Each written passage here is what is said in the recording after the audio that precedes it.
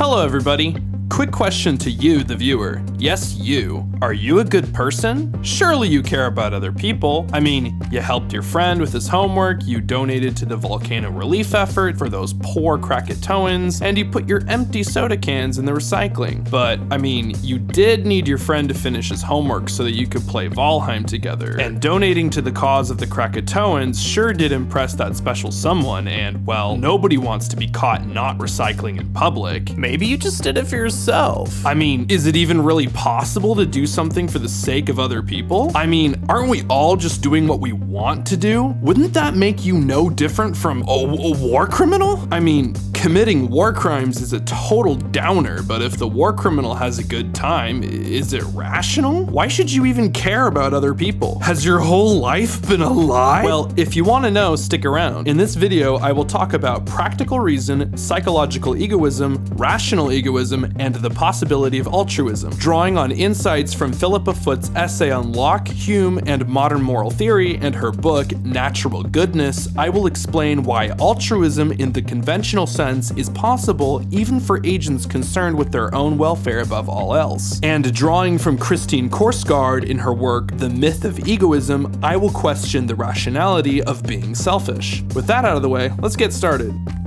Let's begin by defining psychological egoism. Psychological egoism is the idea that each person has but one ultimate aim, their own welfare, and that aim can be used to explain anything they do. Whenever anyone engages in behavior that seems to be helping other people or expressing care for others, it is really being done to benefit the agent in the long run. For example, someone may be nice only because it wins them popularity, or someone might act charitably to receive praise. It's also possible that the very act of helping has a more intrinsic reward, such as making them feel important and useful, or that self-sacrifice allows them to avoid shame and dishonor. Altruism, on the other hand, is when you act for the sake of benefiting others. This is ruled out by psychological egoism, since helping others can supposedly only be done as a means to increase one's own well-being. For some people, psychological egoism seems intuitive and self-evidently true, and for others, quite the opposite. Let's explore why someone would believe in psychological egoism. Those of us in the West, and America in particular, live in a very individualistic society that glorifies individual achievement and standing out from the rest. The individual's personal happiness is taken for granted as the main goal of life. Our society brings with it philosophical traditions with particular views on the self, which are to be contrasted with ideas like non-dualism. Ironically enough, people are encouraged to be more individualistic because it is in their culture and everyone else is doing it, which is not very individualistic. Our cultural and political discourse presents an antagonism between collectivism and individualism that can be harnessed in favor of certain political agendas, namely neoliberalism. In reality, collectives and individuals have a more symbiotic relationship, but the assumption of an antagonism can discourage large-scale cooperative action that would benefit individuals and can therefore be useful to the prevailing power structure. Those in power may perpetuate the idea in a way that permeates our culture and affects our ideas about human nature. Peter Coffin's video, Individualism vs. Individuality, provides an insightful take on this topic. Psychological egoism may also draw support from the popular understanding of Darwinism propagated by Thomas Huxley. Huxley emphasized the competitive nature of evolution. Human nature is selfish since biologically you're just here to pass on your genes, right? This, however, runs counter to Peter Kropotkin's story of evolution, which stresses how cooperation is essential to human success. Evolution is about the success of the species, not the individual, and this lens of analysis allows for much insight in the study of evolution. Nevertheless, Huxley's story is popular and I think it informs our views about human nature. Other reasons are less cultural and more common sense. People do pursue self-interest, and appealing to someone's self-interest is a good way to get somebody to do something. Some people come to the belief that self-interest is the only motivator by interpreting their own personal experiences,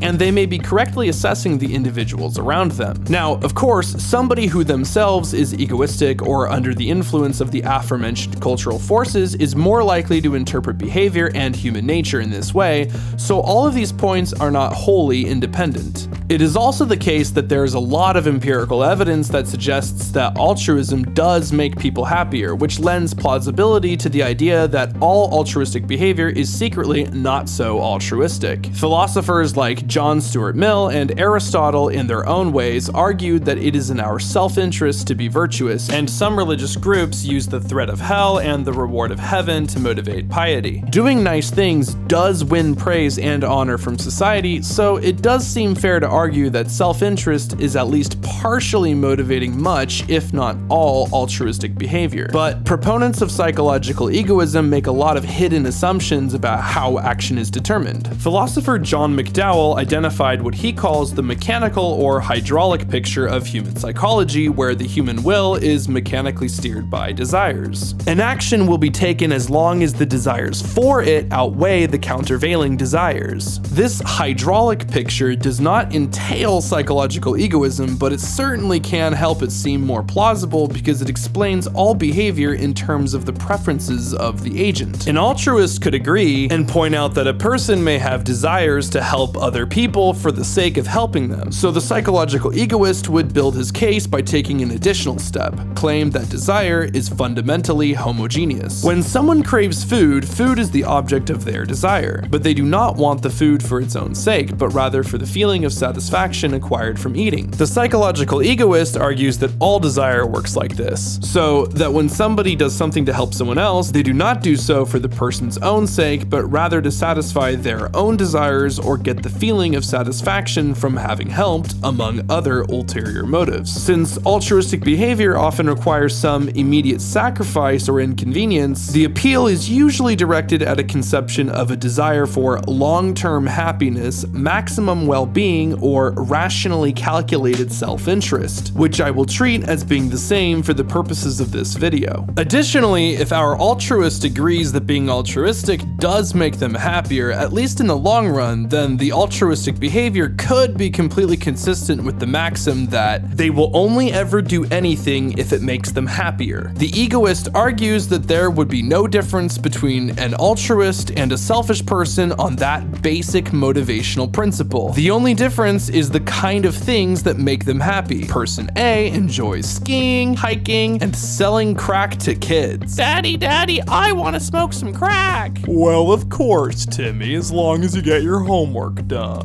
Person B enjoys baking, weightlifting, and helping kids cope with their drug addictions. Where do these kids get all that crack from? However, if person B were to discover that they enjoy selling crack to kids, they'd end up on the street corner with person A. Now, the first complaint someone could raise is that this idea is unfalsifiable and does absolutely nothing to better explain human behavior. It seems better to say that person B just enjoys helping people and is altruistic, and there seems to be no reason to invent this extra step. That being said, I think that upon introspection, most of us would agree that at least sometimes we behave the way that the psychological egoist claims, and so this claim deserves some further engagement. Another key reason someone might endorse psychological egoism is because it seems rational. It gives a sensible answer to the question of why someone should do something. If you ask somebody why they're doing something and keep asking over and over again, eventually you may come to a point where they say that they just want something or they just like it because it feels good. For example, if somebody had decided to quit smoking, you might ask them why they did so. They may say so that they can be healthier.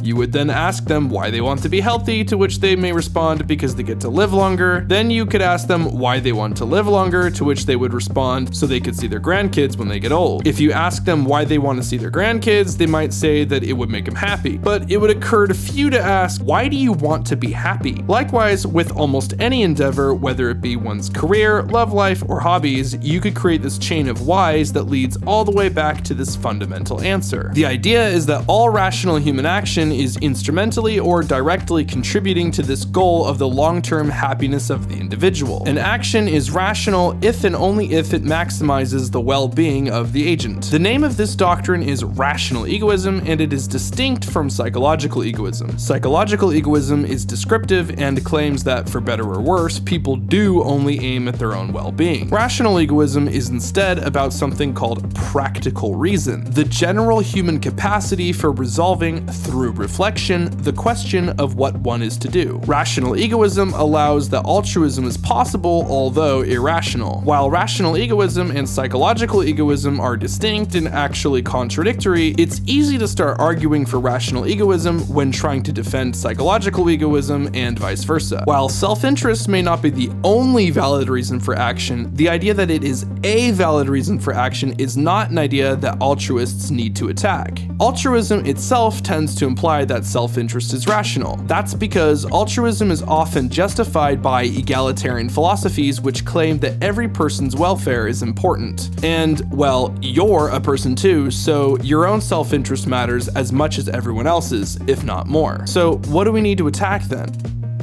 When arguing against psychological egoism, it is instinctive to first try to argue with scientific evidence. While there is a lot of experimental evidence that casts doubt on psychological egoism, I will attack its account of human psychology and rationality from a more philosophical angle. There are two things about psychological egoism that I specifically take issue with. One, the notion that all deliberate action is caused by desire, and two, the notion that lower goals are necessarily wholly reducible to higher goals. Let's begin with the first issue. While it may sound self-evidently true, the idea that all deliberate action is caused by desire, or wanting to, is very problematic because its definition is circular. The proponent of the idea essentially has to argue that all action is caused by desire because if something makes you act, it is a desire, so it's really all the same. Instead, when we look at determinants of action for what they are, we find substantial heterogeneity, even among things that we call desires. We can get a common sense intuition for the idea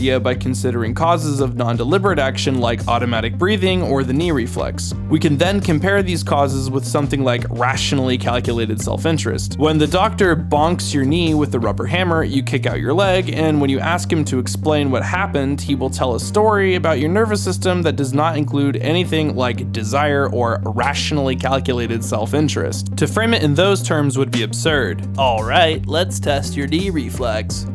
Bonk. Man, I really want to kick my leg out.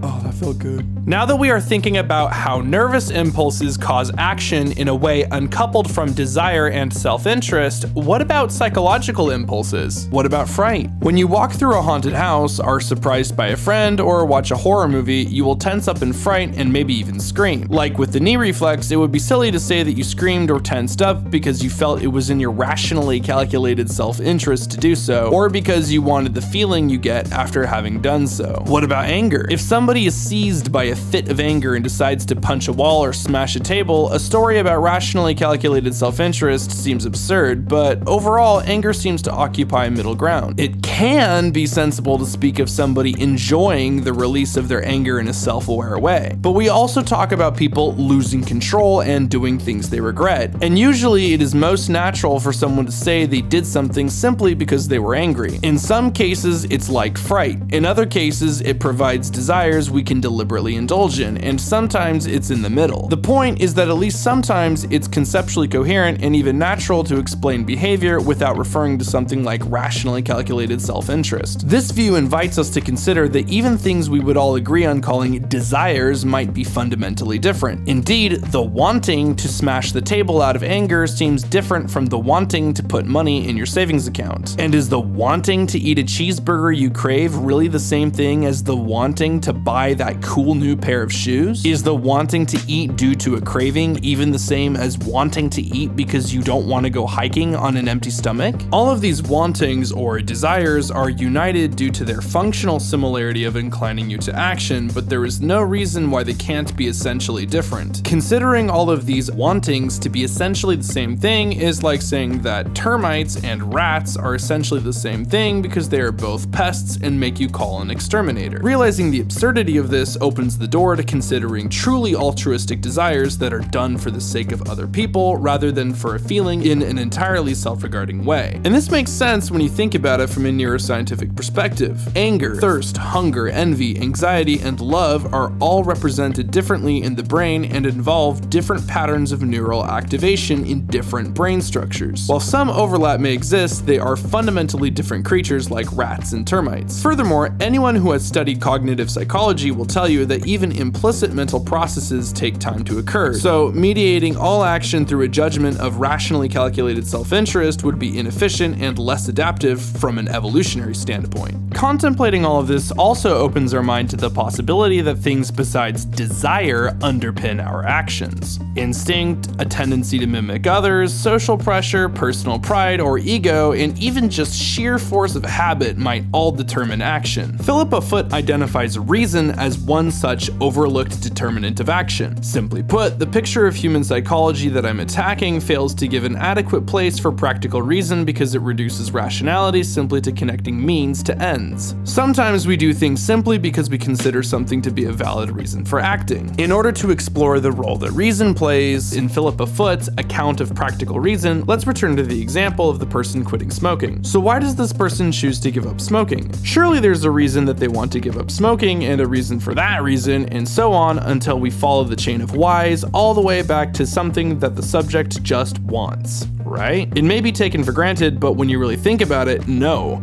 Philippa Foot points out that all that you really need in order to explain the ex-smoker's behavior is for the subject to believe that there is a reason for them to take care of their health and quit smoking. Good health can be a reason in and of itself and does not need to fit into a story about rationally calculated self-interest or desire. This, of course, doesn't preclude the possibility of quitting smoking for purely instrumental reasons, but it allows that perhaps the ex-smoker just assumed they had a reason to quit smoking for cultural reasons, or their friend told them so without thinking about it more deeply. And this comports better with everyday explanations of people's behavior. Sometimes people will explain what they did by saying, "It was the right thing to do," or "I'm supposed to do it," or "I just should." This view of practical reason also helps us make sense of certain kinds of behavior better than the hydraulic picture. It allows for statements such as, "I don't want to, but I'll do it anyway," to be perfectly sensible. Philippa Foot uses the aspirin example to drive the point home. Imagine that we have a friend who has a headache and we tell them that they can go upstairs to grab an aspirin to relieve themselves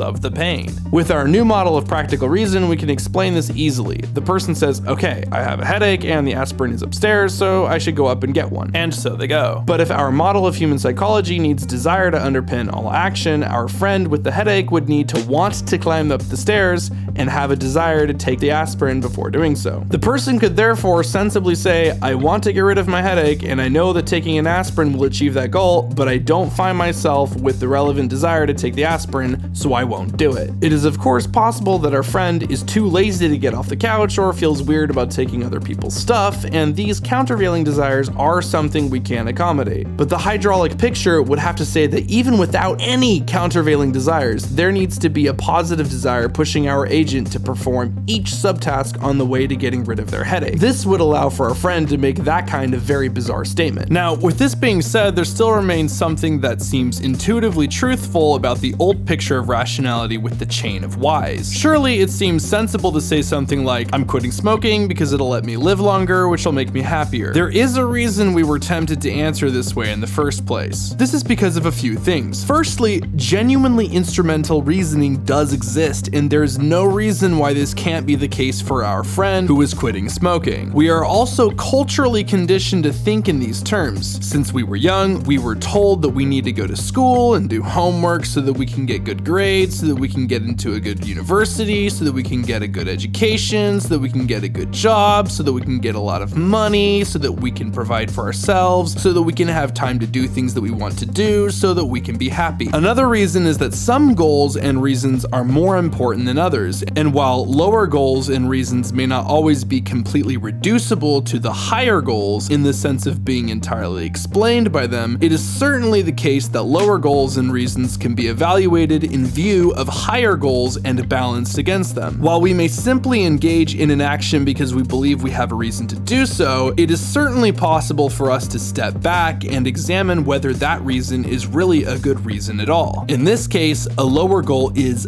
amenable to a higher goal. In order to clarify this distinction between being reducible to a reason and being amenable to a reason, I find it helpful to return to considering the knee-jerk reflex. If we want to explain why your leg spasmodically automatically kicks out when bonked by the doctor's rubber mallet, we should tell a story about nerves, their connections to the spinal cord, and the signals they send. But we could also ask why any of that happens, or why any of the relevant nerve structures are there to begin with. We could tell a story about the evolution of our species. Presumably, the knee-jerk reflex is adaptive and helps us survive, or is at the very least a byproduct of some other adaptive trait. So, in some comically reductive sense, the reason we kick out when struck on the knee is because it helps us survive better. But if we use this as an explanation instead of the nerve explanation, we would rightfully be considered to have given a silly answer. The difference between these reasons illustrates the difference between reducibility and amenability. The knee-jerk reflex is completely reducible to the nervous system explanation. However, it is amenable to the evolutionary consideration. Were it not adaptive, or the byproduct of something adaptive, we certainly wouldn't have the knee-jerk reflex. It is not, however, reducible to the evolutionary consideration, since if it ceased to be adaptive, it would not immediately disappear, but would rather continue to occur, thereby showing that it operates independently from the consideration of adaptiveness. In contrast, if the relevant nervous mechanisms were removed from a person, they would immediately cease to have the knee-jerk reflex. Let's apply these concepts to an acting agent. Imagine somebody with a dangerous hobby, competitive headbutting. This person derives great joy in mastering the craft of smashing really hard into people with your head. As he trains and competes, his behavior is explained by common sense reasons. He practices so he can pursue excellence in the sport, and he uses certain techniques in competition so he can win. All of this is explained without every single action being taken as the result of a calculation of self-interest. But let's say things change. He starts getting injured and reports about CTE come out. The headbutter may realize that the sport had long since stopped making him happy, and that it is not in line with his own long-term self-interest. So he retires. It may be the case that he considers pursuit of excellence in headbutting to be worthwhile in its own right, but that his health and happiness is just more important. But it could also be perfectly sensible if he said, now that the sport won't make me happy, there's no point in doing it. Achieving excellence in headbutting is not a reason at all for me to continue, since the whole point was to make me happy. In this case, his participation in the sport was wholly amenable to the higher goal of his own happiness, even though not all the actions he took while engaging in the sport were completely reducible to it. Case in point, the sport presumably stopped making him happy at some point before he realized it. With these observations in mind, we now have the tools that we need to show how altruism, as conventionally understood, is completely possible even if we accept the idea that the most important goal, or even perhaps the only ultimately important goal, is self-interest. So how can somebody be altruistic if their goal is their own happiness?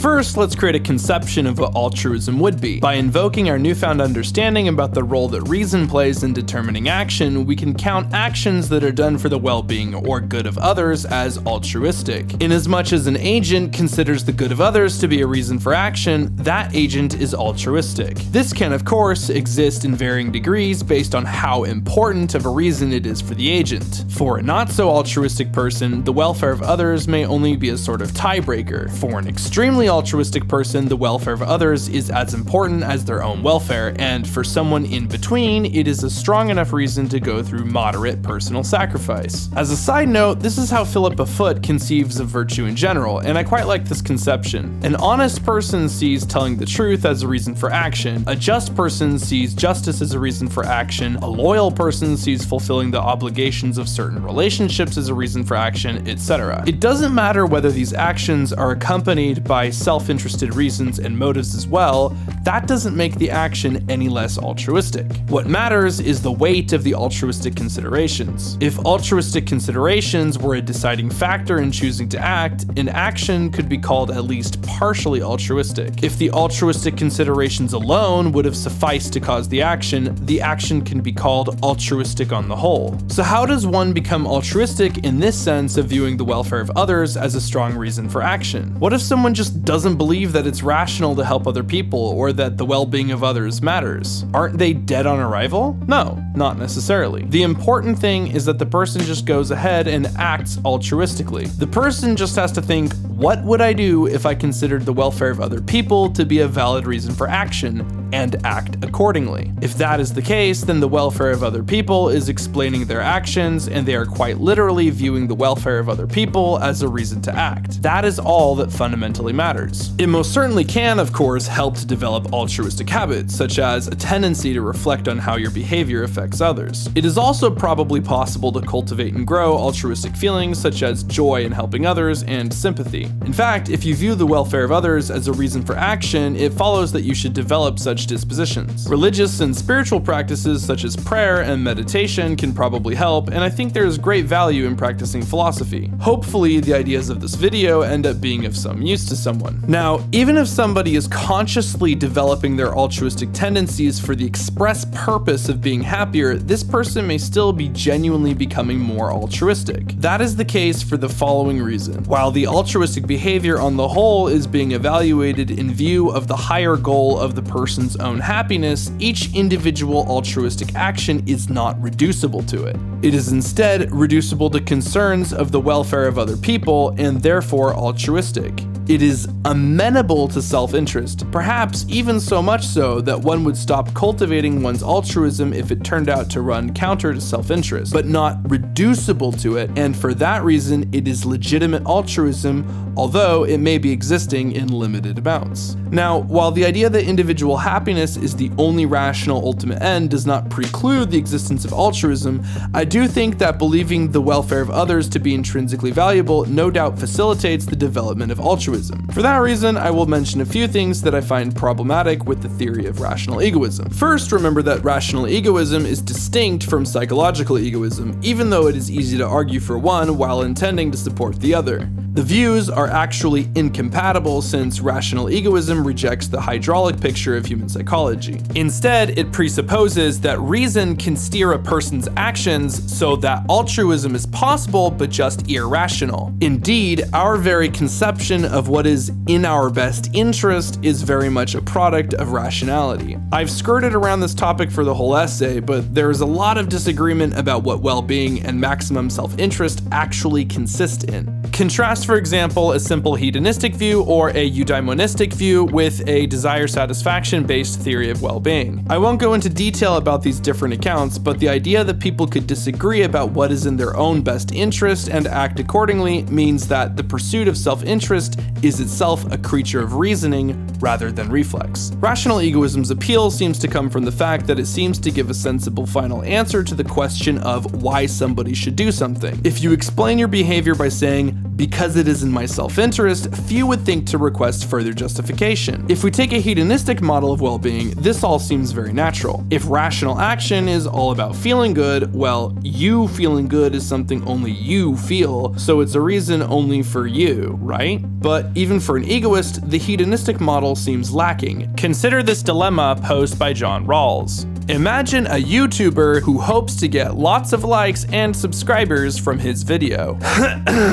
He could hire a bot to give him fake likes and take a magic pill to forget so that he thinks it's real. Should he do it? It would feel the same to him, but it would be fake and get less real views than if he tried promoting it normally. Would simulated experiences such as those of Nozick's experience machine be equally valid to the real deal? Many would feel not. So, even from a selfish standpoint, it seems that things need to be somehow external to you and real in order to constitute real value for you. Furthermore, I think that most people believe other things are intrinsically valuable regardless of whether those things even benefit them at all, let alone cause them a pleasant feeling. In my own case, while my creative projects certainly do give me joy, I feel like that they are valuable in their own right and that I should still complete them even if they don't make me better off. I think that most other artists feel the same way about their art, and many scholars and academics feel the same way about the things they study. So maybe some form of self-reference isn't necessary at all, and this invites us to ask, why can't the welfare of others be a valuable end in and of itself? This is a question that we could ask in good faith, even if we accepted the hedonistic model of well-being. Someone could try to justify rational egoism by making an appeal to universal agreement. Everyone seems to agree that being better off is a valid reason for action, but widespread agreement doesn't entail truth, and most people wouldn't agree with rational egoism. That's because if if you were a die-hard rational egoist, you would have to agree that it would be rational to go on a killing spree if it gave you just a little bit more total happiness, all things considered. I think that very few people would be willing to bite the bullet on that one, and would instead say that avoiding harm to other people is worthwhile in and of itself, aside from the egoistic principle. So why should you act in your own rationally calculated self-interest? It's actually a hard question to answer. It is tempting to justify rational self-interest in the same way John Stuart Mill did, by arguing that it is justified simply because we do want it. But Christine Korsgaard, in her essay titled The Myth of Egoism,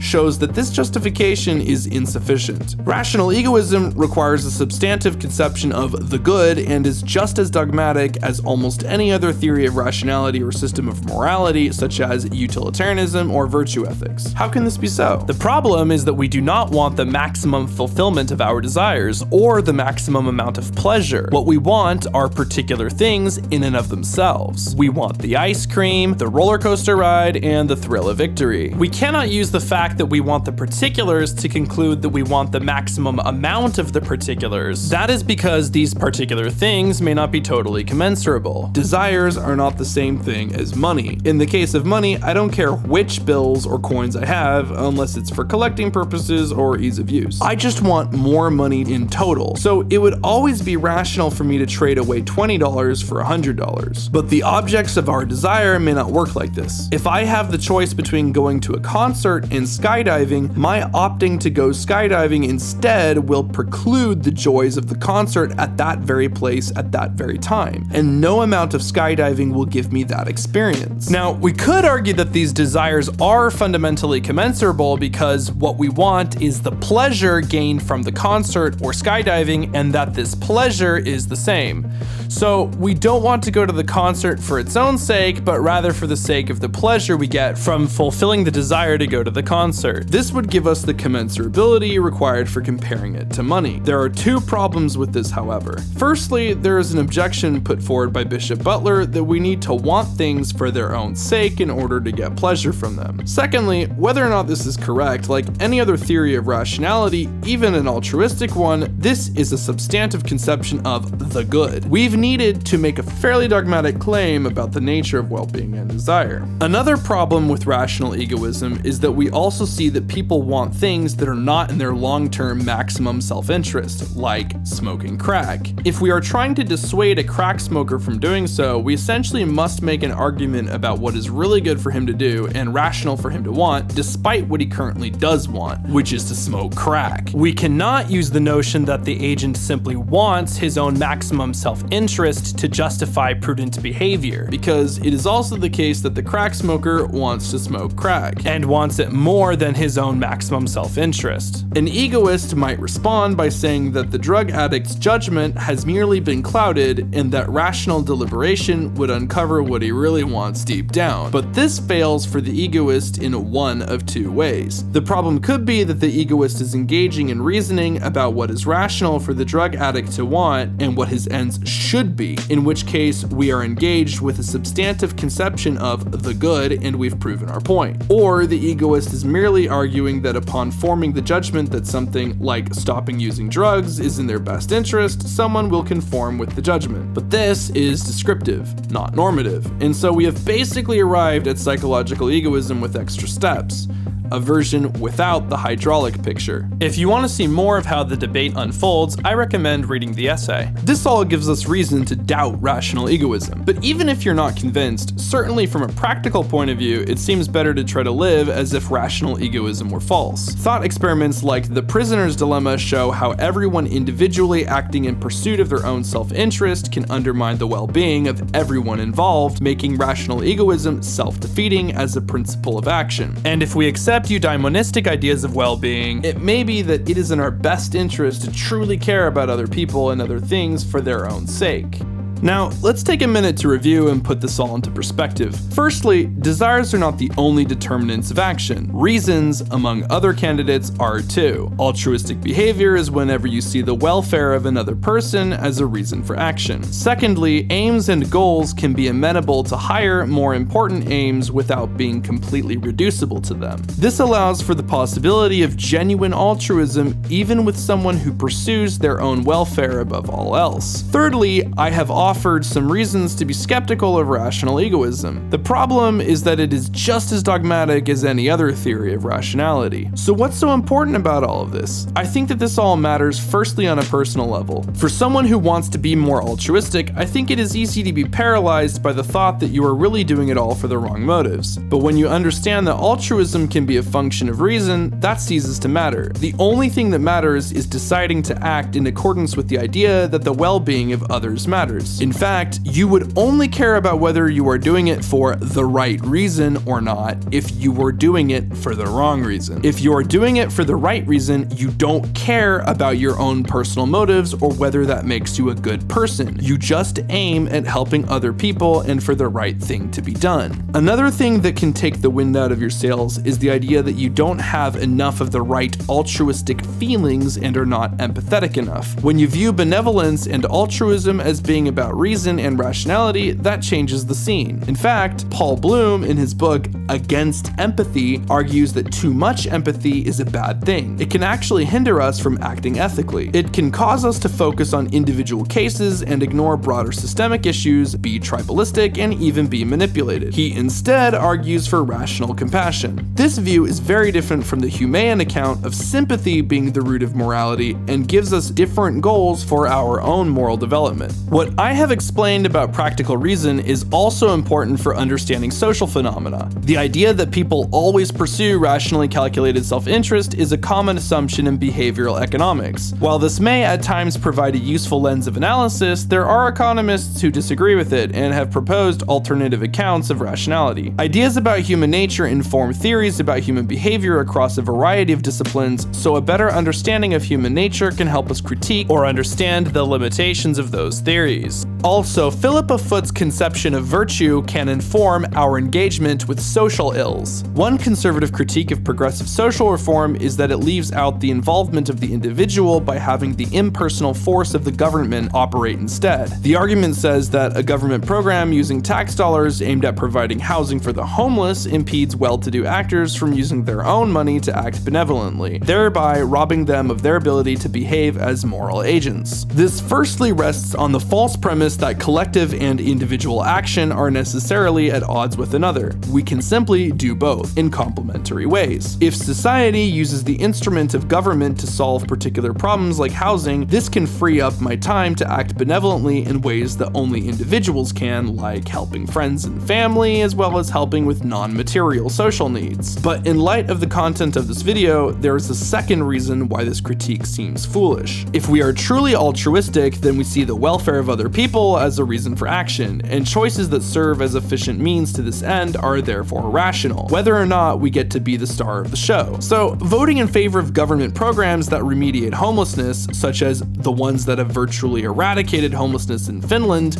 becomes completely rational. If we instead take the approach of the rational egoist, then helping needy people merely serves as a means to the end of our own self-validation. Causing them to be helped becomes irrational if we don't get to feel good from doing it. I personally find this particular conservative argument especially insidious because it makes an appeal to morality and the cultivation of virtue while simultaneously rejecting the rationality of it. If we are benevolent and altruistic, we care about helping people, whether that be via individual action or collective action. Lastly, I think it's important to realize how many assumptions we have made about human nature and why we have made those assumptions. The ideas found in our culture are not universal and natural, but rather the product of particular ideologies which have developed over time out of growing and changing intellectual traditions. These ideas about human nature, including the ones discussed today, can serve a purpose in upholding the power structures of our modern society. That's it for this video. Thank you to everyone who watched all the way through. It makes my day to see people be interested in what I have to talk about. I have listed all my sources and posted a link to the footnotes in the description, and if I represented anything inaccurately or in a misleading manner, let me know and I will address it in a pinned comment. Don't forget to hit like, subscribe, and leave a comment letting me know what you thought of the video. I read them all and they contribute to my rationally calculated self-interest. Until next time, this has been a Nerdy Tree production.